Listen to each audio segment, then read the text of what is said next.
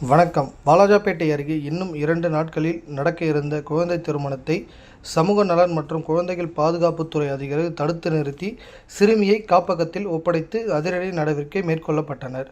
ராணிப்பேட்டை மாவட்டம் வாலாஜாபேட்டை அடுத்த அனந்தலை கிராமத்தை சேர்ந்த 17 வயது சிறுமிக்கு வருகின்ற 2 நாட்களில் திருத்தணி பகுதியில் திருமணம் செய்ய ஏற்பாடுகள் விறுவிறுப்பாக நடைபெற்று வருவதாக மாவட்ட குழந்தை நல அலுவலருக்கு ரகசிய தகவல் கிடைத்தது.